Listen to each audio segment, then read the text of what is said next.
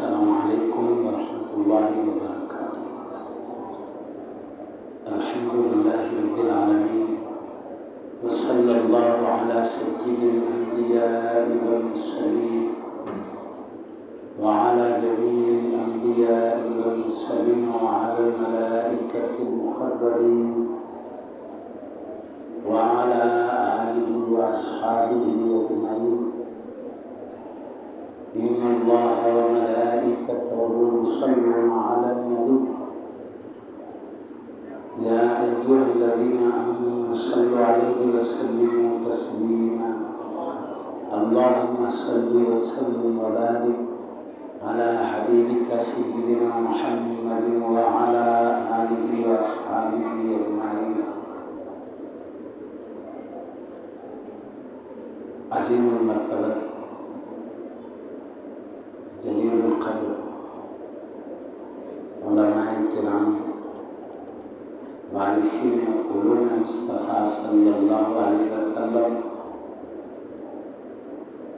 و جمیع بزرگان ملت و بانیان محفل دامت برکاتہم العالیہ، قابل قدر جمیع سامعین کرام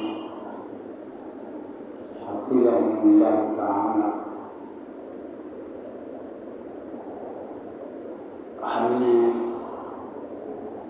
اپنے باصفا علماء کرام سے ابھی علامہ حافظ و قاری حاجی اللہ دامت برکاتہم العالیہ کامل جامع نظامیہ سے پیارے نبی صلی اللہ علیہ وسلم کی شان بابرکات میں نعتیہ کلمات سننے کا شرف حاصل کرے تھے۔ پھر اس سے پہلے اور عاشقان رسول صلی اللہ علیہ وسلم سے اللہ کے حبیب صلی اللہ علیہ وسلم کی شان مبارک میں نعتیہ کلمات کے بلحائے عقیدت پیش کرتے ہوئے سن رہے تھے۔ پورے قدیم مرتبہ جلیل القدر عالم حضرت علامہ عظمت صاحب قبلہ کامل جامع نظامیہ دامت برکاتہم العالیہ سے ایک نورانی بصیرت افروز خطاب اللہ کے حبیب صلی اللہ علیہ وسلم کے عظمت و شان پر مشتمل سننے کا شرف حاصل کر رہے تھے۔ میں کو ذکر شریف ہنس کر کے اپنی بات کو سمجھ لیتا ہوں۔ اللہ پاک نے اپنے محبوب نبی حضرت سیدنا محمد رسول اللہ صلی اللہ علیہ وسلم کو بے گنتی خوبیاں عطا فرمایا ہے۔ ہم گن نہیں سکتے اتنے زیادہ اوصاف جلیلہ کمالات عالیہ عطا فرمایا ہے۔ پھر ہر وصف ہر خوبی بے مثل عطا فرمایا ہے۔ اس میں سے علماء کرام بزرگان ملت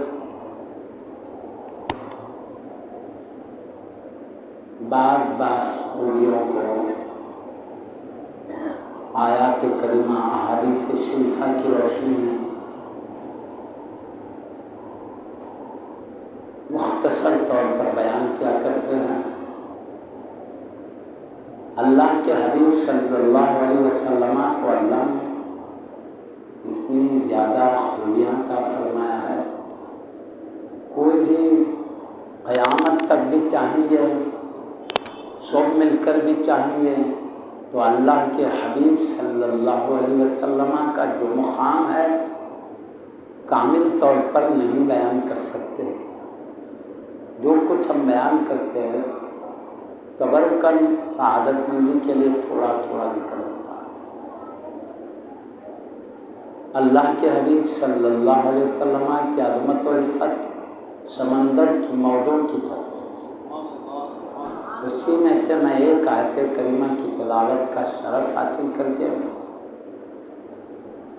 کچھ ذکر شریف حبیب پاک صلی اللہ علیہ وسلم کا کرتا ہوں۔ اللہ پاک اپنے محبوب نبی سیدنا محمد رسول اللہ صلی اللہ علیہ وسلم کی شان مبارک میں دیگر بے گنتی خوبیوں کے ساتھ یہ بھی بیان فرما رہا ہے، لَقَدْ جَاءَكُمْ رَسُولٌ مِّنْ أَنفُسِكُمْ عَزِيزٌ عَلَيْهِ مَا عَنِتُّمْ حَرِيصٌ عَلَيْكُمْ بِالْمُؤْمِنِينَ رَءُوفٌ رَحِيمٌ۔ صدق اللہ العلی العظیم۔ اس آیت کریمہ میں اللہ تعالیٰ ہم سے خطاب کر کے اپنے محبوب نبی صلی اللہ علیہ وسلم کے اس عالم میں تشریف لانے کا ذکر فرما رہا ہے۔ لقد جاءکم، یقیناً تمہارے پاس آئے،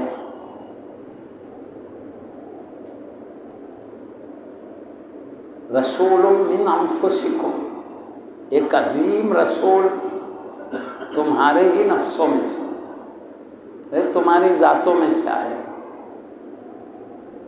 خطاب انسانوں سے، ایک عظیم رسول تمہارے پاس آئے، تمہاری ذاتوں میں سے آئے، یعنی جنات میں سے نہیں، فرشتوں میں سے نہیں، انسانوں میں سے آئے، انسان ہی بن کر آئے، بشر ہی بن کر آئے، لیکن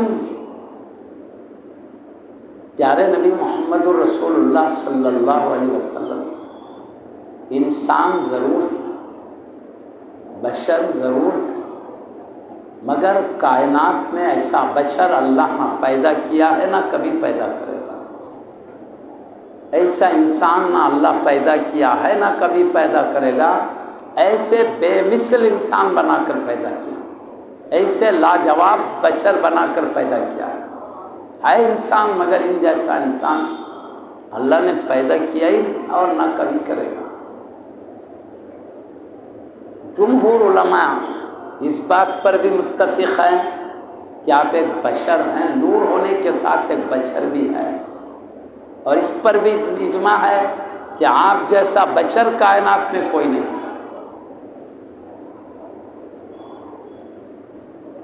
خود آپ نے قصیدہ شریف لکھا ہے پیارے نبی صلی اللہ علیہ وسلم کی شان مبارک، کئی اشعار اس میں، اشعار بہت زیادہ ہو جاتے ہیں تو اس کو قصیدہ کہتے ہیں، تو اس کو قصیدہ اس لیے کرے بہت زیادہ اشعار ہے اس میں۔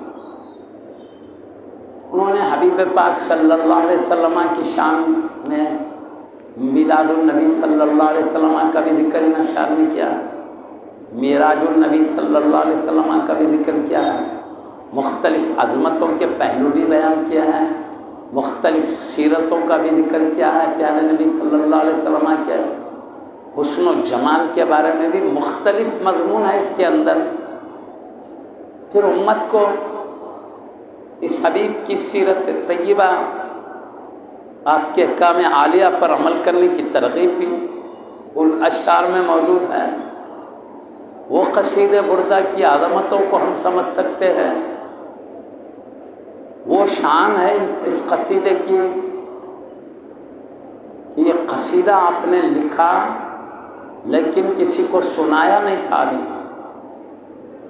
صرف آپ اشعار نبی اکرم صلی اللہ علیہ وسلم کی شان میں لکھتے تھے اور لکھ کے اپنے پاس رکھ لیتے تھے، کسی کو سناتے نہیں تھے۔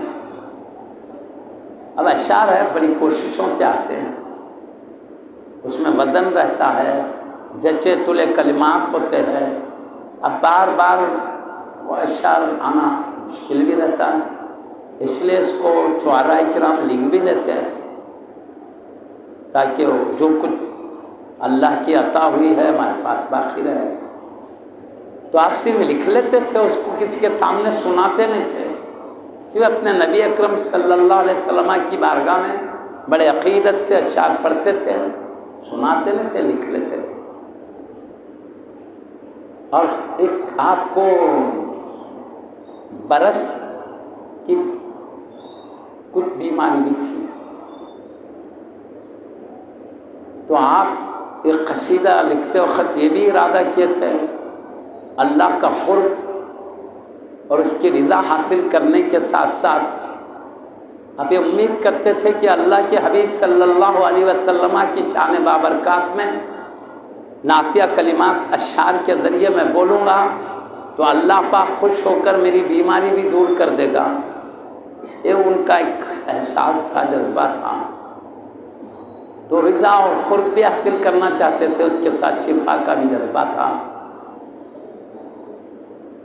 تو جب قصیدہ پورا لکھے اور سو گئے تو خواب میں محمد الرسول اللہ صلی اللہ علیہ وسلم کا دیدار ہوا. اللہ کے حبیب صلی اللہ علیہ وسلم نے خواب ہی میں آپ کے سر انور سے پورا بدن شریف حبیب پاک صلی اللہ علیہ وسلم نے دست اقدس سے پھیر دیا جسم. یہ بہت بڑے ولی بھی تھے، عربی ادب کے ماہر بھی تھے، عربی اشعار میں بہت باکمال تھے. آپ نیک بندے تھے، صالحین میں تھے، اللہ والے تھے، عالم بھی تھے، ولی بھی تھے، عاشق رسول تھے. اللہ کے حبیب صلی اللہ علیہ وسلم خواب میں ہاتھ مبارک پھیرے تو خواب میں کیا دیکھ رہا ہوں کہ پوری بیماری برس کی ختم ہو گئی. پھر آپ نے خوش ہو کر ایک چادر مبارک آپ کے جسم پر اڑا دیے. حبیب صلی اللہ علیہ وسلم خواب میں اڑائے. نیند سے بیدار ہوئے تو کیا دیکھیں واقعے میں جسم پہ چادر مبارک موجود ہے. اور پھر اٹھ کے دیکھا چادر ہٹا کے پورا بدن شفا پا گیا ہے بیماری سے. تو بردہ فارسی لفظ ہے، اردو میں چادر کہتے ہیں، فارسی میں بردہ کہتے ہیں. قصیدہ ہے بردہ، چادر والا قصیدہ. اس کو چادر والا قصیدہ اس لیے کہتے ہیں کہ اس قصیدے سے خوش ہو کر اللہ کے حبیب صلی اللہ علیہ وسلم نے ایک چادر مبارک انعام میں عطا فرمائے ہیں. اپنے ایک صحابی رسول رضی اللہ عنہ کو بھی تو خواب میں دیے، وہاں بیداری میں چادر انعام دیے تھے ایک صحابی کو. اشعار سنا ہے تو خوش ہو کر انعام دیا. پیارے نبی صلی اللہ علیہ وسلم کی شان میں اشعار بولنے والے صحابہ میں تقریباً 150 ہستیاں ہیں. پیارے نبی کی شان میں بہت لوگ خلاف بولتے تھے. اب چونکہ اللہ کا پیغام پہنچاتے تو بس کو پسند نہیں آتا تھا، ان کے عقیدے کے خلاف پڑتی تھی بات، تو اسلام کے بھی خلاف بولتے تھے، پیارے نبی صلی اللہ علیہ وسلم کے بھی خلاف بولتے تھے. تو یہ صحابہ کی مزاج میں تھا. پیارے نبی کے خلاف جو شعروں کے ذریعے بولا گیا، جواب بھی شعروں کے ذریعے دیں. اسلام کی بھی تائید میں، حبیب صلی اللہ علیہ وسلم کی بھی تائید میں. اور ان میں مشہور حضرت سیدنا حسان ابن ثابت رضی اللہ عنہ، ان کے لیے خاص طور پر مسجد نبوی شریف میں ممبر رکھا جاتا تھا. پیارے نبی کہتے اس پر کھڑے رہ کر تم ہماری اور اسلام کی حمایت کرو. پیارے نبی صلی اللہ علیہ وسلم خود رونق افروز رہتے تھے محفل. تمام اہل بیت کرام، صحابہ اعظام رونق افروز، خلفاء راشدین کرام بھی ہوتے. آپ اشعار بیان کرتے، لوگ جو بے ادبی کرتے اس کا جواب دیتے تھے. اسلام کے خلاف بولے شعروں کے ذریعے اس کا بھی جواب دیا. پیارے نبی صلی اللہ علیہ وسلم کی شان میں جو خلاف بولے شعروں کے ذریعے، پیارے نبی کے اوپر جو بے ادبی اس کا بھی جواب دیتے تھے. جب جواب دے دیتے تو پیارے نبی صلی اللہ علیہ وسلم کیا فرماتے ہیں؟ اے حسان، تم نے ہماری شان بیان کر کے تم بھی شفا پائے ہو اور مسلمانوں کو بھی شفا عطا کی ہو. اب شفا جسم کی بھی ہو سکتی ہے، روح اور قلب کی بھی ہو سکتی ہے. اللہ کے حبیب صلی اللہ علیہ وسلم کی شان میں جب نعتیہ کلمات سنتے ہیں، جسم کی بیماریاں بھی دور ہوتی ہے، دل کی بیمار، حسد، کینہ، بغض، وہ تمام خرابیاں دور، وہ بھی دور ہوتی ہے۔ روح کی بیماریاں، بدعمالیاں کرنے سے جو روح گندی ہو جاتی ہے، روحانی بیماری کہتے ہیں، شریعت کے احکام سے ہٹ کر نافرمانی میں لگ جاتی ہے روح، تو وہ بیماریاں بھی دور ہو جاتی ہے، روح بھی چمک اٹھتی ہے، دل بھی چمک اٹھتا ہے، بدن بھی صحت مند ہو جاتا ہے۔ پیارے نبی بول دیا تم نے بھی شفا پائی، مومنین کو بھی شفا عطا کی۔ دیکھو یہاں بھی قصیدہ بردہ شریف کے جو عظیم شاعر ولی کامل ہے حضرت سیدی ابو سعید بوصیری رحمۃ اللہ علیہ، محمد ابو سعید بوصیری رضی اللہ تعالیٰ، انہوں نے بھی شعر پڑھا، شفا ہوئی، اللہ کے حبیب صلی اللہ علیہ وسلم کا دست مبارک آپ کے بدن پر نوازش کرم ہو گئی۔ تو اب میں کیا کہہ رہا ہوں، یہ قصیدہ وہ ہے جو بارگاہ رسالت میں مقبول ہے، اسی مقبولیت کی وجہ سے آج پوری دنیا میں وہ قصیدہ بردہ پڑھا جاتا ہے، ہندوستان ہو، پاکستان ہو، افغانستان ہو، پورے عرب علاقے میں، عربستان ہو، امریکہ ہو، روس، جہاں بھی عاشقان رسول ہے ہر جگہ یہ قصیدہ پڑھا جاتا ہے۔ عرب میں بھی، یمن میں، شام، ملک شام میں، مختلف علاقوں میں، مدینہ میں ہو، مکہ میں، گھروں میں پڑھا جاتا ہے قصیدہ۔ اور خاص بات یہ ہے کہ جو ترکی جب سعودی پہ حکومت کرتے تو زمانے کی بات ہے، انہوں نے ایک گنبد خضرا بنایا، یہ ہماری مسجد خضرا ہے، وہ گنبد خضرا ہے، ہرے رنگ کے گنبد کو گنبد خضرا کہتے ہیں، خضرا ہرے رنگ۔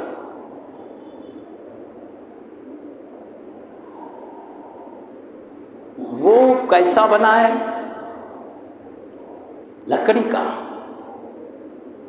اس کو ناپ لیے، ناپ لے کر نیچے ہی بنا کے اوپر رکھ دیے سمجھو اس کو، تو پورے گنبد خضرا کے اندر ہم نے سنا ہے با اعتماد بزرگوں سے، پورے گنبد خضرا کے اندر قصیدہ بردہ لکھا ہوا ہے حبیب کی بارگاہ، پورے عالم میں پڑھا جاتا ہے، خود حبیب کی بارگاہ میں گنبد خضرا میں موجود ہے۔ پھر پیارے نبی نے پسند کر کے انعام دیا ہے، تو یہ وہ قصیدہ ہے جو بارگاہ رسالت میں مقبول ہے، اور جو چیز پیارے نبی کے دربار میں مقبول ہوتی ہے اللہ بھی اسے قبول کرتا ہے، بلکہ یوں کہو جسے اللہ قبول کرتا ہے پیارے مصطفیٰ اسے قبول کرتا ہے۔ یہ اللہ رسول کا پسندیدہ قصیدہ ہے۔ پھر ایک مرتبہ تو خواب میں آئے انعام عطا فرمانے کے لیے، اور ایک مرتبہ حبیب صلی اللہ علیہ وسلم کو خواب میں دیکھا حضرت امام محمد بوصیری رضی اللہ عنہ نے۔ کب؟ جبکہ ایک شعر آدھا بنا آدھا نہیں بن رہا ہے، آدھا تو بنا لیا آدھا نہیں بن رہا ہے، میں اصل اسی کو کہنے کے لیے میں قصیدہ بردہ کا ذکر نکالا ہوں۔ آپ نے ایک دیگر اشعار تو بناتے جا رہے ہیں، ایک آدھا شعر یہ بنا ہے، فَمَبْلَغُ الْعِلْمِ فِيهِ أَنَّهُ بَشَرٌ، پیارے نبی کی بارگاہ میں آپ کی شان کے بارے میں ہمارے علم کی انتہا یہ ہے کہ وہ ایک بشر ہیں، ہمارا علم یہ بتاتا ہے کہ وہ ایک بشر ہیں۔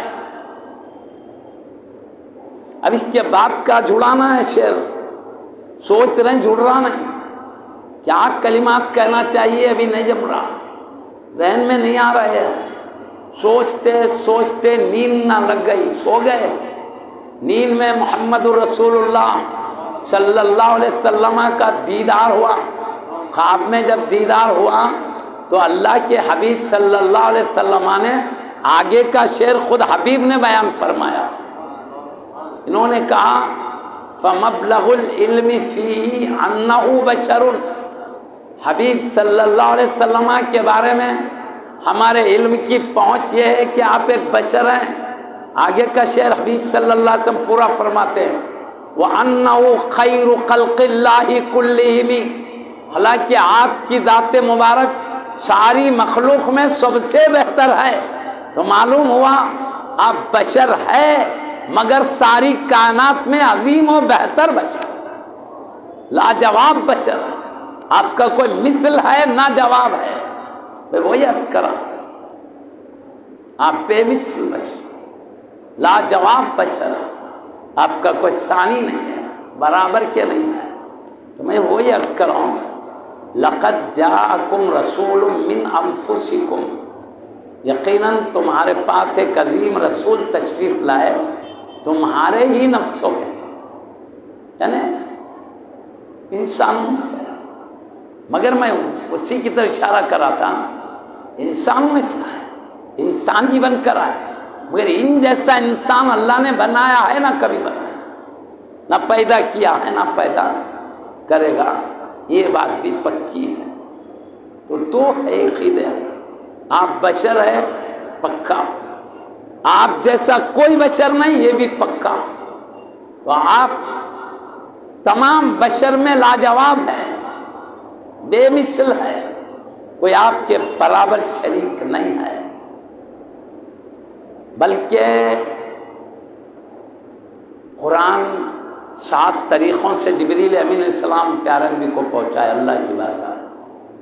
مختلف قبیلوں کی قراتیں الگ الگ تھی، قبیلوں کی عرب کے 7 طریقوں سے لائے قرات، اور 3 اور بھی قراتیں جملہ ملا کے 10 ہوتی، اس کو قرات 17 کہتے ہیں۔ تو عربی کی قبیلوں میں ان کے قبیلے کے انداز میں بھی کلام اترا ہے، اسی وجہ سے میں آپ کو عرض کرتا ہوں حضرت سیدنا عثمان غنی ذو النورین رضی اللہ عنہ کو جو جامع القرآن کہتے ہیں، قرآن کو جمع کرنے والے، وہ تو سیدنا صدیق اکبر دن کے زمانے میں، سیدنا عمر فاروق اعظم نے معروضہ کیا تھا، حضرت کئی صحابہ شہید ہو چکے ہیں اسلام کی حفاظت میں، خصوصاً پیارے نبی صلی اللہ علیہ وسلم کے وصال شریف کے بعد کسی نے نبوت کا اعلان کر دیا، کوئی زکوٰۃ دینے کے انکار کر دیے، بہرحال کوئی نئے نئے ایمان والے تھے، ایمان سے مرتد ہونے لگے، سب فتنے ہونے لگے، نبوت کا اعلان کی شخص نے، تو ان حضرات کو ان سے لڑنا پڑا ایمان دین اسلام کی حفاظت کے لیے۔ تو 700 حافظ قرآن صحابہ شہید ہو گئے اس میں، دیگر تو کئی شہید ہوئے، حافظ قرآن 700 صحابہ شہید ہوئے۔ تو سیدنا عمر فاروق اعظم نے ان کو ایک غم ہوا کہ اس طرح اگر حافظان قرآن شہید ہو جائیں گے تو قرآن کی حفاظت کا مسئلہ ہوگا، اس لیے آپ نے کہا جو کچھ سینوں میں قرآن ہے اس کو جمع کر کے اکٹھا کر کے قرآن کی شکل میں رکھو، لکھ کے، اب تو سینوں میں ہے، لکھ کے رکھو، لکھ کے بھی تھا مگر ان کے پاس کچھ، ان کے پاس کچھ، ان کے پاس پورا کا پورا قرآن لکھا ہوا نہیں تھا۔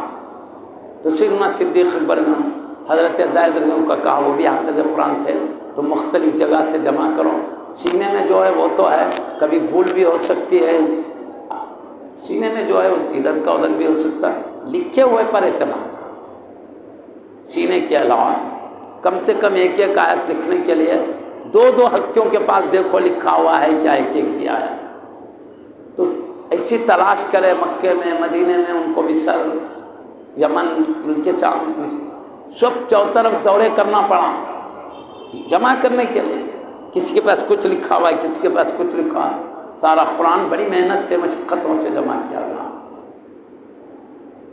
جمع تو ہو گیا قرآن سیدنا صدیق اکبر رضی اللہ عنہ کے زمانے، مگر قراتیں ساتھ تھی، تو کیا ہوا، ایک قبیلہ الگ انداز سے قرات کرتے، دوسرا قبیلہ الگ انداز کا، ایک بار 2 صحابہ میں جھگڑا ہوگا، یہ الگ قبیلے کے، یہ الگ قبیلے کے، ان کے پڑھنے کا انداز الگ ہے، ان کے پڑھنے کا انداز الگ ہے، یہ صحابی بول رہے ہیں تم غلط پڑھ رہے ہیں، انہوں بول رہے ہیں تم غلط پڑھ رہے ہیں۔ تو جب عثمان غنی ذوالنورین رضی اللہ تعالیٰ عنہ کی خلافت کا دور تھا، ان دونوں کو لے گئے عثمان غنی رضی اللہ عنہ کی بارگاہ میں، لے گئے تو بولے دیکھو ان کو غلط پڑھ رہے ہیں، ان کو غلط پڑھ رہے ہیں، صحیح کیا ہے آپ بتائیے۔ تو آپ نے کہا یہ بھی صحیح یہ بھی صحیح ہے۔ جبریل امین السلام نے ان کے قبیلے پر بھی زبان میں قرآن سنایا ہے، ان کے قبیلے کے طریقے پہ بھی قرآن سنا ہے، یہ بھی صحیح وہ بھی صحیح بولے۔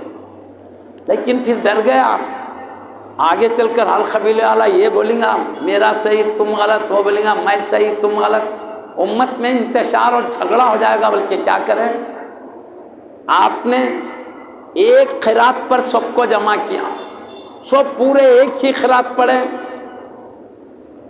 ایک قرات پر جمع کیا سب کو کر کے کیا کریں، ایک صحیفہ تھا سیدنا صدیق اکبر جو لکھا عمر فاروق اعظم رضی اللہ عنہ کے پاس تھا، آپ کے وصال کے بعد آپ کی بہن سیدہ حفصہ جو پیارے نبی کے زوجہ مطہرہ ان کے پاس تھا، ان سے وہ نسخہ لے کر کئی نسخے بنا کر ایک قبیلے کی قرات پر سب کو جمع کیا، اور پورے مختلف ممالک میں مصر، ملک شام، یمن وغیرہ میں، مدینہ میں، ایک مکہ میں مختلف لکھ کر نقل کر کے چاروں طرف پھیلائے۔ تو چونکہ ایک قرات پر جمع کیا، اس کے کئی نسخے جمع کر کے پھیلا، اس لیے جامع القرآن کہتے ہیں۔ تو میں اتنا سب کیوں بولا، قرآن مختلف قراتوں میں آیا ہے، تو یہ قرات یہ بھی ہے لقد جاءکم رسول من انفسکم، میں انفسکم کے فے کو پیش یہ تو سبھی پڑھ رہے ہیں، ایک قرات ہے لقد جاءکم رسول من انفسکم، فے کے زبر کے ساتھ بھی ایک قرات ہے۔ اب فے کو پیش پڑھے تو معنی کیا ہوتے ہیں، یقیناً تمہارے پاس ایک عظیم رسول آئے تمہارے ذاتوں میں سے، اور فا کو زبر پڑھے تو معنی بدل جاتے ہیں۔ فا کو اگر زبر پڑھے تو معنی ہوتے ہیں یقیناً تمہارے پاس عظیم رسول تشریف لائے، تم میں کے نفیس ترین ہستیوں میں، اعلیٰ ترین ہستیوں میں سے ہو کر آئے۔ سمجھ رہے ہیں، فا کو زبر یہ بھی ایک قرات ہے، تو یہ لیے تو کیا معنی ہوئے، تم میں سب سے بہترین ہستیوں میں سے مصطفیٰ تشریف لائے ہیں۔ اور اللہ کے حبیب صلی اللہ علیہ وسلم نے ایک مرتبہ منبر شریف پر ٹھہر کر فرمایا تھا، اللہ نے انسانوں کو دو جماعت بنا، عرب عجم، ان میں جو بہترین جماعت ہے اس میں مجھے انتخاب کیا، عرب کے کئی قبیلے بنائے، ان قبیلوں میں جو اعلیٰ درجے کا قبیلہ تھا اس میں مجھے چنا، اس قبیلے کے کئی گھر بنائے، ان گھروں میں جو سب سے بہترین اور اعلیٰ درجے کا گھر تھا وہ میرے لیے انتخاب کیا ہوں، پھر ان گھروں میں بھی مجھے سب میں اعلیٰ بنایا، تو فرماتے فانا خیرکم بیتا و خیرکم نفسا، تو میں تم سب میں خاندان کے گھرانے کے اعتبار سے بھی بہتر ہوں، تم سب میں گھرانے کے اعتبار سے بھی بہتر ہوں، ذات کے اعتبار سے بھی بہتر ہوں۔ مطلب کیا، میرا گھرانہ پورے گھرانوں میں اعلیٰ ہے، میری ذات ساری کائنات میں اعلیٰ ہے، یہ مطلب ہوا۔ پیارے نبی سب میں اعلیٰ خاندان میں بھیجے گئے، کائنات کے سب سے بہترین خاندان میں پیدا کیا۔ تو معزز سامعین کرام، انسان ہی ہے مگر بے مثل انسان بن کر آئے۔ ہمارا عقیدہ انسان بھی ہے حبیب، بشر بھی ہے حبیب، بشر بھی ہے حبیب، انسان بھی ہے، تو ساتھ میں نور بھی ہے۔ آپ کا نور تو کائنات میں سب سے پہلے پیدا فرما دیا اللہ نے۔ شیخ الاسلام عارف باللہ عاشق رسول اللہ حافظ محمد انوار اللہ شاہ فاروقی بانی جامعہ نظامیہ علیہ رحمت و رضوان، جن کو اللہ کے حبیب صلی اللہ علیہ وسلم نے خواب میں اشارہ کر کے دکن بھیجا، آپ ہیں دکن ہی کے علاقے کے، یہ پورا ناندر تک سب دکن سمجھا جاتا تھا، اورنگ آباد سب دکن، ناندیڑ کے قریب 1 گھنٹے کے راستے پر خندار شریف ہے، وہاں کی پیدائش ہے کہ حج کرنے گئے تھے، وہاں سے مدینہ شریف گئے حاضری کے لیے، جی چاہا کہ ہمیشہ یہیں رہ جائیں گے، وہ نیت سے رہ گئے، مگر اللہ کے حبیب صلی اللہ علیہ وسلم نے آپ کو خواب میں اشارہ کر کے بھیجا، جاؤ دکن جاؤ، وہاں پر علم کی شمع روشن کرو، پاکیزہ عقیدہ پھیلاؤ۔ تو حبیب کے حکم پہ تشریف لا کر آپ نے جو سچا علم ہے وہ قائم فرمایا۔ آج جامع نظامیہ کے نام سے عظیم الشان مدرسہ چمک رہا ہے، اس میں پاکیزہ علم، شریعت مطہرہ کی پاکیزہ حدیث، فقہ، تفسیر، اصول فقہ، اصول حدیث، منطق، تمام ادب وغیرہ بہترین تعلیم وہ بھی ہے، اس کے ساتھ پاکیزہ عقیدہ چمکانے کے لیے آپ کو حکم ہوا۔ تو آپ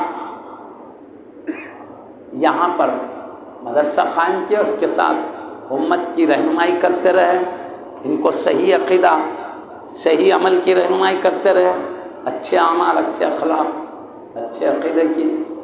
تو شیخ الاسلام عارف باللہ حافظ محمد انوار اللہ شاہ فاروقی بانی جامعہ علیہ رحمۃ الرضوان نے پیارے نبی محمد رسول اللہ صلی اللہ علیہ وسلم کی شان میں ایک حدیث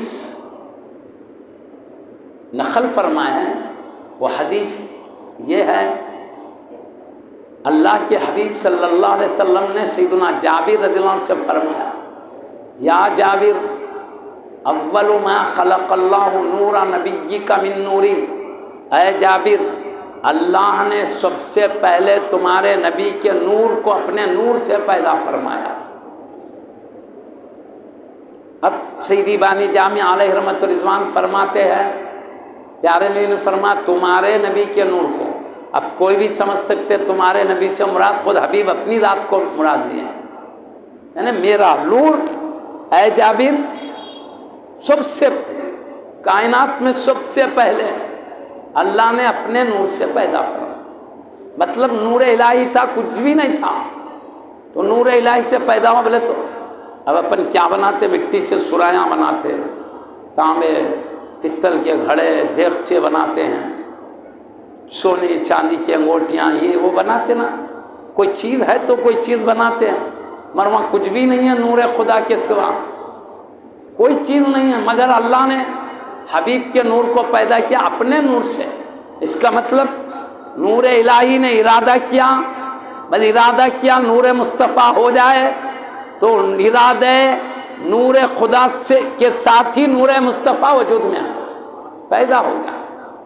اسی لیے ولی کامل ابو الحسنات محدث جلیل سیدنا عبداللہ شاہ صاحب قبلہ علیہ رحمۃ الرضوان نے پیارے نبی صلی اللہ علیہ وسلم کے نور کے بارے میں فرمایا، نور مصطفیٰ نور خدا کے فیضان سے پیدا ہوا۔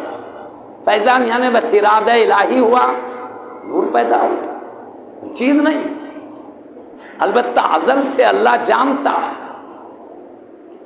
ازل جس کی کوئی ابتدا نہیں، اللہ کا نور ازلی ہے جس کی کوئی ابتدا نہیں، ازل سے ہی جانتا، ازل سے ہی اللہ کا نور ہے، پیدائش سے پاک ہے، کیونکہ ہمیشہ سے تو پیدا ہونے کی ضرورت ہی نہیں، ہمیشہ سے ازلی بولتے اللہ کے، اس کا علم بھی ازلی ہے، وہ جانتا ہے میرے نور، میرے حبیب کے نور کو ایک ٹائم پیدا کرنا ہے، کس شان سے پیدا کرنا ہے جانتا ہے، کہاں پیدا کرنا ہے جانتا ہے۔ تو اللہ کا علم ازلی، اللہ کے علم میں نور مصطفیٰ معلوم ازلی ہے، ہم سب بھی معلوم ازلی، ازل سے اللہ کے علم میں ہے ہم کب پیدا ہونا ہے، کیسی شکل میں، کہاں پیدا ہونا، اللہ ازل سے جانتا ہے۔ تو وہ خطاب بھی تھا، تو وہ جو معلوم ازلی معلوم ہے، ہمیشہ سے اللہ کے علم میں ہے، تو جو نور اللہ کے علم میں تھا، ارادہ ہوا وہ نور پیدا ہو، بس اللہ نے حکم دیا ہو جا، وہ نور پیدا ہو گیا۔ بس قرآن کا حکم ہے، اللہ فرماتا ہے، اللہ جب کسی چیز کو پیدا کرنا چاہتا ہے، ارادہ کرتا ہے پیدا کرنے کا، اسے کہتا کن ہو جا، فیکون، وہ چیز ہو جاتی ہے، اور اس کو کسی اور چیزوں کی ضرورت نہیں پڑتی۔ اللہ کے علم میں اس کو معلوم کہتے، ازل سے معلوم ہے گا، اس کو حکم ہوتا تو ہو جاؤ، ہو جاتی ہے۔ تو نور مصطفیٰ پیدا ہوا، کائنات میں سب سے پہلے پیدا ہوا۔ اب وہی نور جو آسمان و زمین، چاند سورج، سمندر، پہاڑ، ہر چیز سے پہلے پیدا ہوا، انسانوں سے پہلے، جنات سے پہلے، فرشتوں سے پہلے کچھ بھی نہ تھا، صرف اللہ نے ارادہ کیا نور مصطفیٰ کا تو اللہ کے حکم سے ظاہر ہوگا نور۔ اب اس نور کو اللہ نے رکھا اپنی بارگاہ میں، تو اللہ کے جلال و جمال والے اوصاف کا ذکر کرتا رہا وہ نور۔ سیدی محدث دکن علیہ رحمت رضوان نے تفصیل بیان کیا، ایک ایک نام 2000 سال تک وہ نور ذکر کرتا رہا رب کی دربار میں، جبکہ کوئی نہیں ہے، اللہ ہے، اس کے حبیب کا نور ہے، وہ نور ابھی عبادت میں لگا ہوا، پیدا ہوتے عبادت اللہ کے ذکر میں مشغول ہے۔ اللہ کا نور معبود، مصطفیٰ کا نور عابد، وہ جس کی عبادت کی جائے، یہ عبادت کرنے والا۔ اللہ کا نور پیدائش سے پاک، اور نبی کا نور اللہ کے پیدا کرنے سے پیدا ہوا ہے۔ اول ما خلق اللہ، سب سے پہلے اللہ نے میرا نور پیدا کیا۔ یہ پیدا ہونے والا نور وہ پیدائش سے پاک، اس لیے وہ معبود ہے، یہ عابد ہے۔ ہم نور کہتے ہیں مگر اللہ کی طرح نور نہیں کہتے۔ اللہ کا نور پیدائش سے پاک ہے، یہ نور پیدا ہوا، وہ معبود ہے، یہ عابد ہے، وہ خالق ہے، یہ مخلوق ہے، وہ رب ہے، یہ مربوب ہے، فرق ہے۔ وہ ازل سے ہے، یہ خاص ٹائم پر سب سے پہلے پیدا ہونے والا ہے، فرق ہے۔ اس لیے ہم برابری نہیں کر رہے ہیں اللہ کے نور سے۔ اللہ نے فرشتوں کو بھی نور بنا کے پیدا کیا، مگر نبی کا نور فرشتوں کے نور سے کروڑوں درجے اعلیٰ مقام رکھتا ہے، پکی بات ہے۔ بہرحال وہ نور عبادت کرتا رہا، پھر اللہ نے زمین، آسمان، چاند، سورج، دریا، سمندر، جو کچھ پیدا کرنا ہے کیا، جنات پیدا ہوئے، فرشتے پیدا ہوئے، سب مخلوق میں آخر میں انسان یعنی سیدنا آدم علیہ السلام کو اللہ نے پیدا کیا۔ حبیب کا نور آدم علیہ السلام سے بھی پہلے پیدا ہوا۔ اب آدم علیہ السلام کو اللہ نے بنایا، مگر اور انسانوں کی طرح ماں باپ سے نہیں پیدا ہوئے، اللہ نے خاص دست قدرت سے پیدا کیا، یعنی اوروں کی طرح نہیں، بس اللہ نے مٹی اور پانی کے ذریعے ان کو پیدا فرمایا۔ اب حبیب صلی اللہ علیہ وسلم کا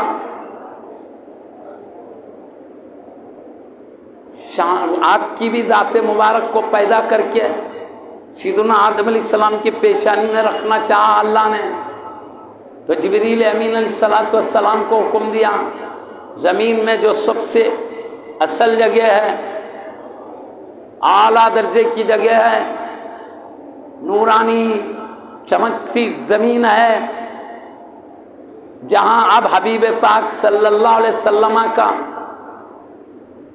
جسم انور ہے، وہاں اشارہ کر کے اللہ نے کہا جبریل وہاں کی مٹی لاؤ جہاں اب حبیب پاک صلی اللہ علیہ وسلم کا جسم انور ہے۔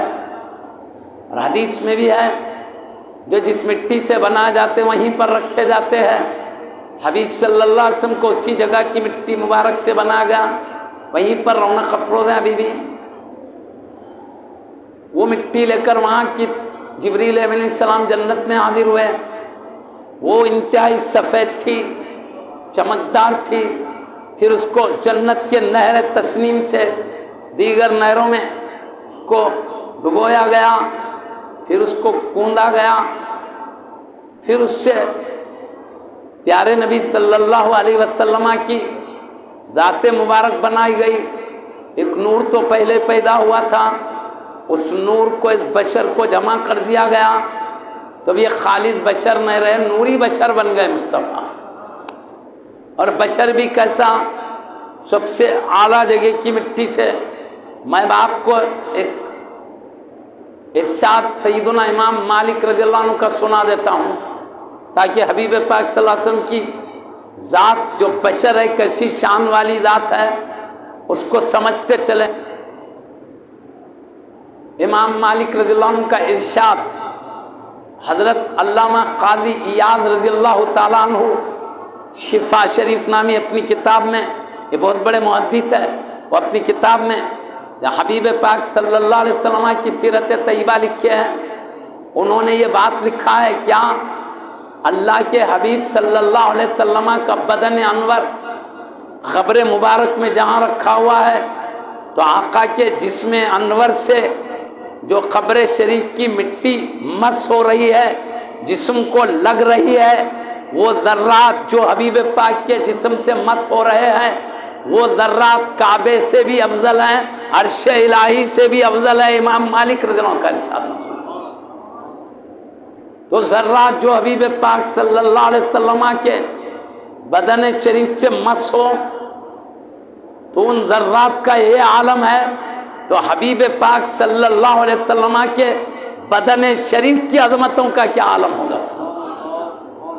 آپ بشر ہیں مگر ایسے عظیم شان والے بشر ہیں، وہ عظمت و رفت والے۔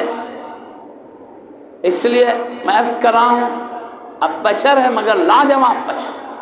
عربی میں ایک شعر ہے اور ملک شام میں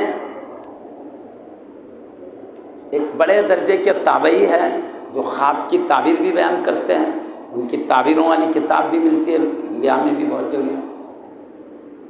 حضرت سیدی ابن سیرین رضی اللہ عنہ کا نام ہے، بڑے درجے کے تابعی، آپ کا مزار شریف ہے ملک شام میں، گنبد ہے، اطراف سے دیواریں ہیں، تو ایک دیوار کے اندر لکھا ہوا تھا، ایک بار ادھر جانے کا شرف ملا، دیوار کے اندر ایک شعر لکھا ہوا ہے، محمد بشر لا کل بشر، یاقوت حجر لا کل حجر۔ محمد صلی اللہ علیہ وسلم بشر ہے مگر اور بشر کی طرح نہیں، جیسے یاقوت پتھر ہے مگر اور پتھروں کی طرح نہیں۔ یاقوت جو ایک قسم کا ہیرا ہے وہ بھی پتھر ہے لیکن اور پتھروں کی طرح نہیں، لاجواب پتھر۔ مطلب کیا؟ اور بھی پتھر ہیں اور پیروں کی ٹھوکروں میں رہا کرتے ہیں۔ یاقوت بھی ایک پتھر ہے مگر بادشاہوں کی تاجوں میں رہا کرتا ہے۔ ایسی سب بشر ہے، مصطفیٰ بھی بشر ہے، ایسے شان والے بشر ہیں۔ میں اپنی زبان میں عرض کرتا ہوں سب بشر وہ ہے جو فرش زمین سے گزرنا جانتے ہیں۔ حبیب بھی بشر ہے لیکن ایسی شان والے بشر ہے، فرش زمین سے بھی گزرنا جانتے ہیں، عرش الہی سے بھی گزرنا جانتے ہیں۔ وہ شان والے بشر اللہ نے بے مثل بنایا، بشر ہے مگر ان جیسا بشر کوئی نہیں ہے۔ اتنی بات یاد رکھیے۔ اب معزز سامعین کرام، انتہائی چمکنے لگی آپ کی ذات مبارک کو جو مٹی سے بنا گیا، انتہائی چمکدار، اس کو حضرت سیدنا آدم علیہ السلام کی پیشانی مبارک میں رکھا گیا۔ پہلے ہی آپ خود ایک نبی ہیں، اللہ نے آپ کو خود ایک پاکیزہ مٹی سے پیدا فرمایا ہے، بنایا ہے۔ پہلے آپ چمک رہے ہیں، نور والے آپ ہیں، لیکن جب یہ نور رکھا گیا تو اتنا اعلیٰ درجے کا نور تھا، حبیب کے جو مجسمہ تیار کرا وہ اتنا نورانی تھا، اس نور کے سامنے آدم علیہ السلام کا نور مخلوق ہے، یعنی نبی کا نور اس نور پر غالب آ گیا۔ ایسے چراغ روشن ہے، ایک دم سورج نکلتا ہے تو سورج کی روشنی چراغ پہ غالب آ جاتی، چراغ کی روشنی نظر نہیں آتی، ایسے ٹائم سورج کی نظر آتی ہے، ایسا غالب آ گیا ان پیارے مصطفیٰ کا نور آدم علیہ السلام کے نور پر ایسا غالب۔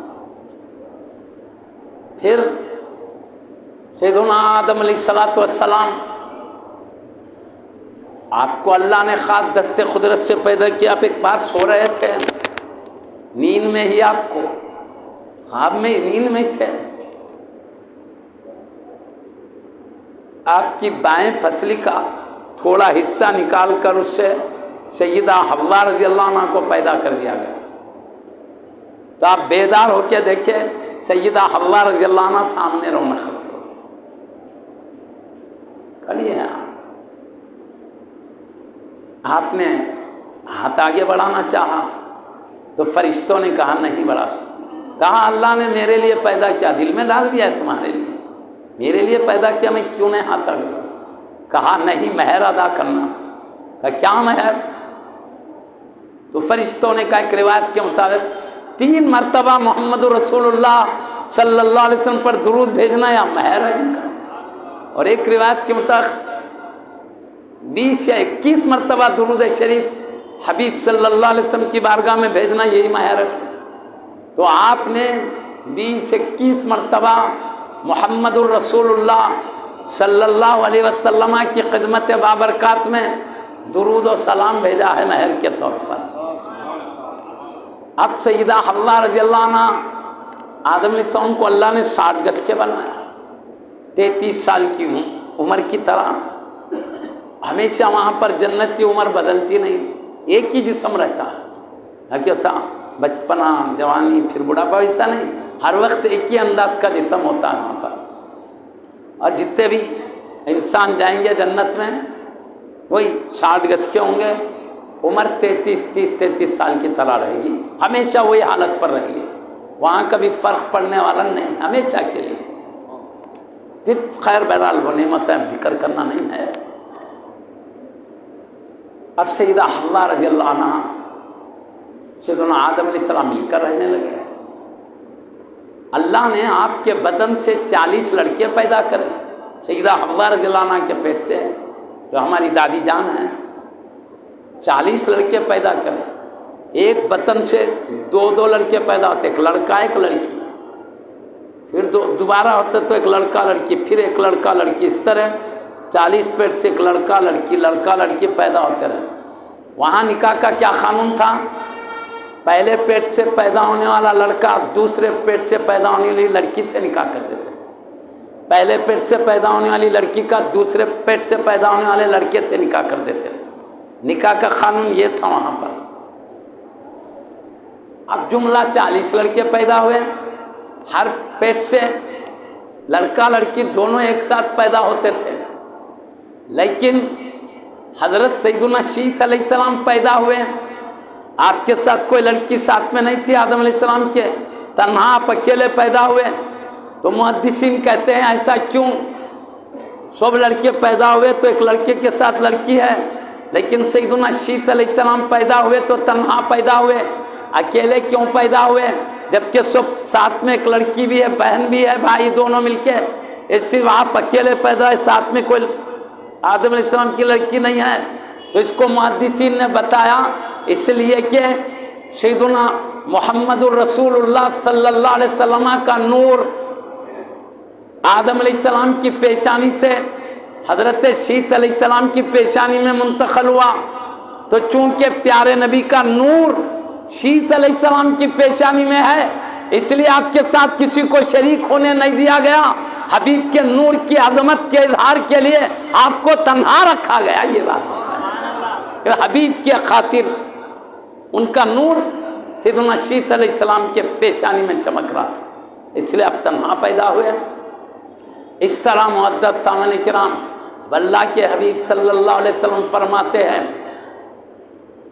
اللہ نے مجھے پاک اسلاف سے پاک ارحام کی طرف منتقل کرتا رہا، یہاں تک کہ میں اپنے ابا جان حضرت سیدنا عبداللہ رضی اللہ تعالیٰ عنہ اور میری امی جان سیدہ آمینہ رضی اللہ تعالیٰ عنہ سے ظاہر ہوا، تو پیارے نبی صلی اللہ علیہ وسلم کا ارشاد ہے پاک اسلاف سے پاک ارحام، صلب کہتے ہیں پیٹھ کی لمبی ہڈی جو پیٹھ میں ہوتی ہے، صلب ہے، ایک ہے تو صلب کہتے ہیں، کئی ہے تو اسلاف، پورے آدم علیہ السلام سے عبداللہ نے تک پورے اسلاف پورے پاک تھے۔ آپ کرے پاک اسلاف سے پاک ارحام، بولے تو ماں کا پیٹ، 3 جھلیوں کے اندر بچہ رہتا ہے پیٹ میں، وہ ارحام کہتے ہیں اس کو، جمع ہے۔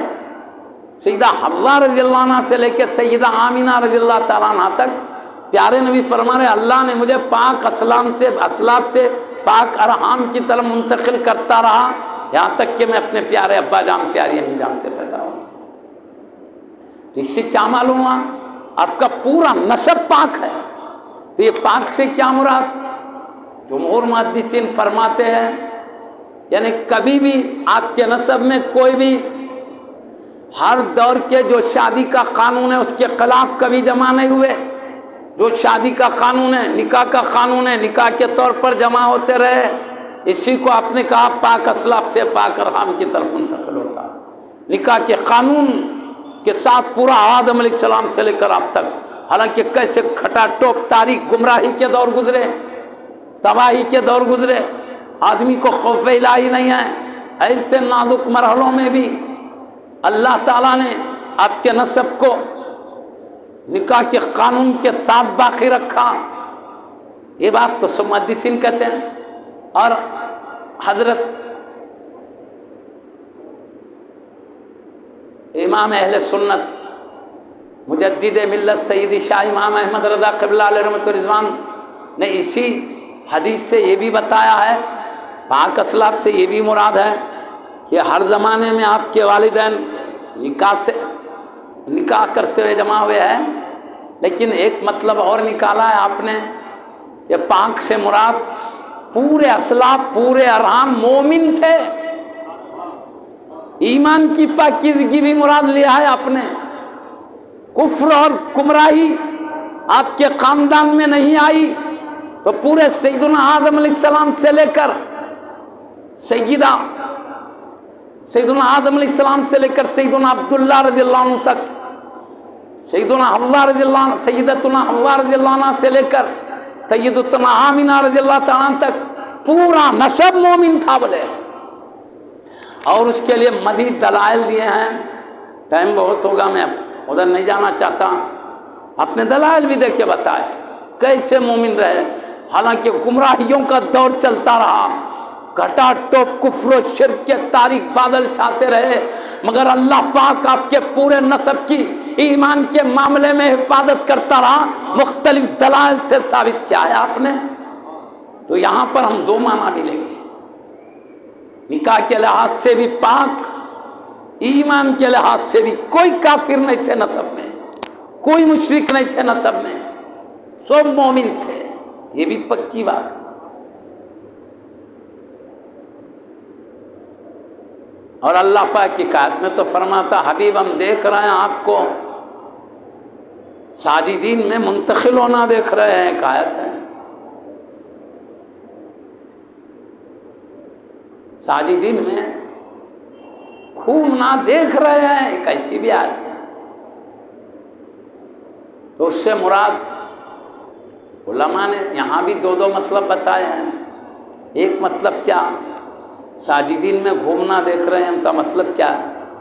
آپ کے اہل بیت کرام، آپ کے صحابہ اعظام رضی اللہ عنہ مجمعین پیارے نبی کی پیاری تربیت کی وجہ سے 5 وقت کی نماز تو پڑھتے ہی تھے، راتوں میں اٹھ کر اپنے پیارے نبی کی سنت تہجد کی نماز جو ہے پیارے نبی پہ تو فرض تھی، امت پہ فرض نہیں ہے تہجد، لیکن کیونکہ پیارے نبی پڑھتے ہیں، آقا کی بے پناہ محبت ان کو بے چین کرتی تھی، آقا تو تہجد پڑھتے، ہم غلام ہو کر کیوں محروم رہے، وہ بھی راتوں میں تہجد پڑھتے تھے۔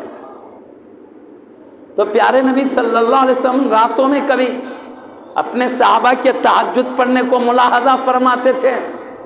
تو اللہ کہتا ہے ہم آپ کا ساجدین میں گھومنا دیکھ رہے ہیں، اے حبیب تم اپنے غلاموں کو جو عبادت کرتے ہوئے دیکھ رہے ہیں، تمہارا وہ نورانی گھومنا ہماری نظروں میں ہے۔ ایک معنی یہ ہوا تہجد پڑھتے ہوئے اپنے غلاموں کی سیر کر کے دیکھ رہے ہیں، خوش ہونے کے لیے آخر میری امت، میرے چاہنے والے کس طرح فرائض سے ہٹ کر راتوں میں تہجد بھی پڑھیں۔ ایک معنی یہ ہوا۔ دوسرا معنی ہم ساجدین میں منتقل ہوتا ہوا دیکھ رہے ہیں، اس کا مطلب آپ آدم علیہ السلام سے لے کر عبداللہ رضی اللہ تعالیٰ عنہ تک جو پشتوں سے ماؤں کے رحموں میں منتقل ہو رہے تھے، تو ادھر اشارہ ہے ساجدین میں منتقل ہونا دیکھ رہے ہیں، کیونکہ سب مسلمان تھے، سب رب کی عبادت کے قائل تھے، اس لیے اللہ نے کہا آپ کا ساجدین میں منتقل ہونا ہم دیکھ رہے ہیں، یعنی پورا نسب آپ کا ساجدین ہے، اللہ کی دربار میں یاد کرنے والا اللہ کو اور اللہ کی پاکی بیان کرنے والا پورا نسب مومن ہے، یہ ایک مطلب بتایا۔ اس کو بھی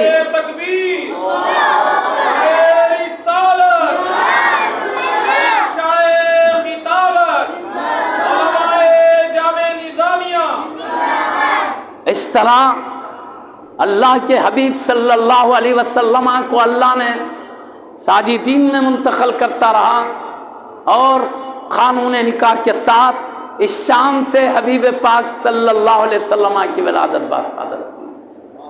اور جب یہ نور آپ کے دادا جان حضرت سیدنا عبداللہ رضی اللہ عنہ کے پیشانی میں منتقل ہوا تو آپ کے چہرے پر پہلے ہی حسین و جمیل تھے آپ، پھر اس نور کی وجہ سے ایسا چہرہ چمک اٹھا، نورانیت تو آ گئی، لوگ مشکلات میں پانی نہیں برستا تو حضرت سیدنا عبد المطلب رضی اللہ عنہ کو آگے بڑھاتے کہتے آپ دعا کیجئے اللہ تعالیٰ آپ کی برکت سے پانی نازل کرے گا، تو آپ کے وسیلے سے پانی حاصل کرتے تھے، آپ ہاتھ اٹھا کے دعا کرتے پانی ابر آتا تھا، پانی برسنے لگ جاتا تھا۔ وہ آپ حبیب پاک کا نور پیشانی سیدنا عبد المطلب رضی اللہ عنہ میں چمک رہا ہے، تو آپ کا وسیلہ لے رہے ہیں تو دعا قبول ہو رہی ہے، رب کی دربار میں ہاتھ اٹھاتے ہیں تو دعا مستجاب ہو رہی ہے۔ حتیٰ کہ ایک مرتبہ وہ حبشے کا بادشاہ آیا کعبہ گرانے کے لیے، وہ لمبا قصہ ہے، آئے سو آئی فوج، ان کے عرب لوگوں کے اونٹوں کو لے کے بھاگ گئی، تو حضرت سیدنا عبد المطلب رضی اللہ عنہ تشریف لے گئے کس سے؟ وہ حبشہ کے بادشاہ سے ملنے کے لیے۔ تو آپ کے چہرے کا جو جلال دیکھا، آپ کی شان و عظمت دیکھا، وقت کا بادشاہ ہے لیکن ادب سے کھڑے ہو گیا، کھڑے ہو کر اپنے قریب بلا کے بٹھایا، بٹھا کے بولا کیا بات ہے، کیسا آنا ہوا؟ تو آپ نے کہا ہمارے لوگوں کے اونٹ لے کر تمہارے لوگ بھاگ گئے ہیں، وہ ہمارے اونٹوں کو واپس کرنے کے لیے بولنے آیا ہوں۔ وہ کہا ارے تو چھوٹی بات ہے، آپ جیسی عظیم ہستی صرف یہ اونٹوں کی بات کرنے میرے پاس آئے، میں تو سمجھا تھا، میں تو تمہارا کعبہ ڈھانے آ رہا تھا، میں تو سمجھا تھا کہ تم کعبے کے بارے میں بات کرنے آئے ہو، تم تو چھوٹی بات کرتے ہو۔ تو کہا ہاں یہ اونٹ ہمارے ہیں، ہم ان کی بات کر رہے ہیں، کعبہ اللہ کا ہے، وہ خود بچا لے گا بولے۔ تو اللہ نے بھی کیا کیا، پرندوں کو بھیجا، چھوٹے چھوٹے ابابیل پرندے، چونچوں میں ایک کنکر، یہ ہاتھ میں ایک کنکر، وہ ہاتھ میں ایک کنکر، یہ ہاتھیوں کا فوج ہے، وہ کنکرے دے کے پرندوں کو بھیجا۔ تو اللہ تعالیٰ اس کا ذکر فرما رہا ہے، جیسے آپ کے دادا جان نے کہا ویسے ہی ہوا، اللہ نے کعبے کی ایسی حفاظت فرمایا۔ جب یہ فوجیوں کی جھونڈ لے کر کعبے کے قریب آیا تاکہ ہتھیوں سے دھکا دے کے کعبے کی دیواروں کو گرائے، لیکن اللہ نے پرندوں کو بھیجا، چھوٹے پرندے، چونچ میں ایک چھوٹی کنکر، ہاتھ میں ایک کنکر، یہ ہاتھ میں ایک کنکر، یہ برساتے تھے تو آج جیسے بما ہے نا ویسے اس دور کے بما بن کے گزرنے لگے، شاید اسی کو دیکھ کر ان لوگوں نے بم بنانا سیکھا ہوگا، دنیا والے سائنسدانوں نے۔ جس ہاتھی پر ایک کنکر گرتا فوجی کے سر میں سے پیٹ میں سے ہوتا ہوا ہاتھی کی پیٹھ میں سے اس کے پیٹ میں نکل جاتا، وہ ایک کنکر بم کی طرح وہ سوار کو سواری کو دونوں کو مار ڈالتا تھا، پورا لشکر ان کنکریوں میں ختم ہو گیا، گویا ان کے حق میں یہ بم تھے جو دھڑا دھڑ گرنے لگے۔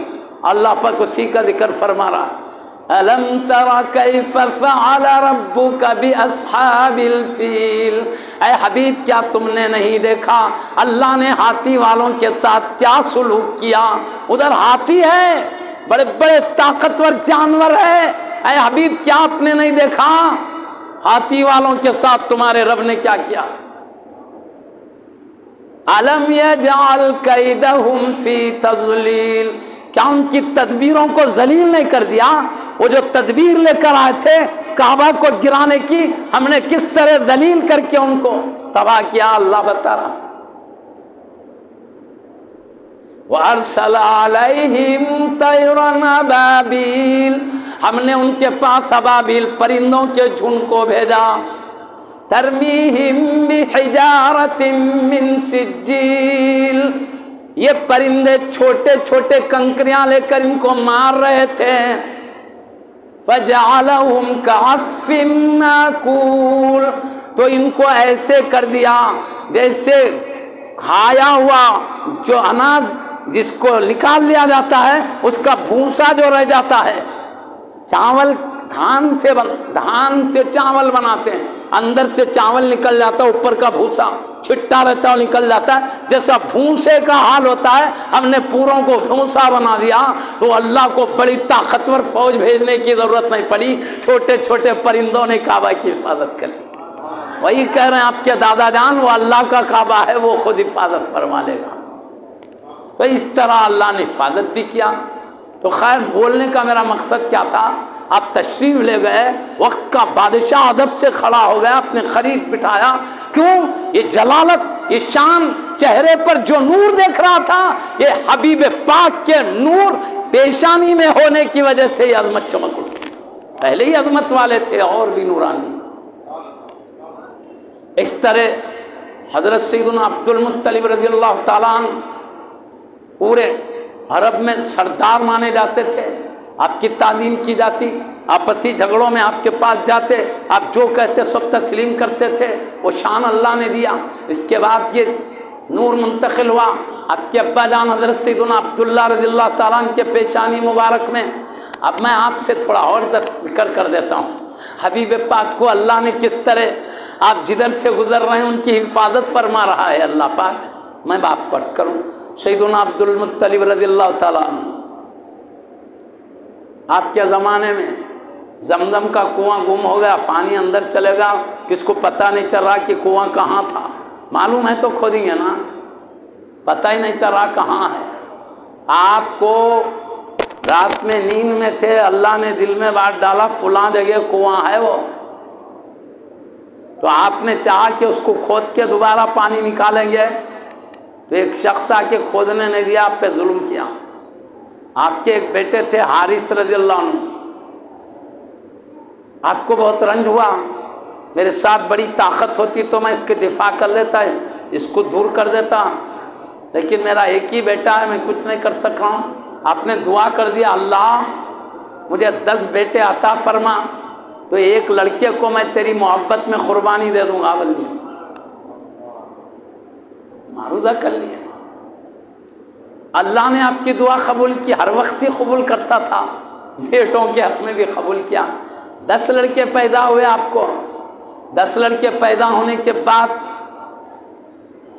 نظر مانگے تھے اللہ سے، میں قربانی دوں گا، مگر بچے پیدا ہوئے، 10 پورے ہو گئے مگر بھول گئے ہوگا۔ اب ایک دن کعبہ شریف کے پاس سو رہے تھے آپ، خواب میں کیا دیکھ رہے، کہنے والا کہہ رہا ہے اللہ کی راہ میں ایک بہترین قربانی دیجئے خواب میں، تو آپ اٹھے، ایک بکرے کو ذبح کیا۔ پھر دوسری رات خواب پڑا اللہ کی راہ میں ایک بہترین قربانی دیجئے، تو آپ نے کہا بکرا نہیں ہے، اس سے بہتر ہونا چاہیے، بیل قربانی میں دیا۔ پھر تیسرے دن خواب پڑا بہترین قربانی دیجئے، تو آپ نے سمجھا بیل بھی نہیں چل رہا ہے، اونٹ قربانی دیے۔ تو پھر خواب پڑا بہترین قربانی دیجئے اللہ کی راہ میں، سب سے بہترین قربانی۔ آپ نے خواب ہی میں عرض کیا اللہ اونٹ سب سے بہتر تھا، دے دیا، اس سے بہتر کیا؟ تو کہا تم نے نظر مانگا تھا ایک بیٹے کو قربانی دینے کا، 10 میں سے ایک بیٹا قربانی دیجئے۔ آپ حیبت سے اٹھے، اٹھ کے کیا کرے، نظر مانگا ہوں پوری کرنا ہے۔ 10 بیٹوں کو جمع کر کے بولے بیٹا میں نظر مانگا تھا، اللہ نے قبول کیا، تم 10 بیٹوں کو عطا کیا، مگر اللہ نظر پوری کرو، بول رہا بیٹا اب کیا کروں؟ تو پورے بیٹے بولے ہم میں آپ جس کو حکم دیں ہم راضی ہیں اللہ کی راہ میں قربان ہونے کے لیے۔ 10 بیٹوں نے کہا ہم راضی ہیں۔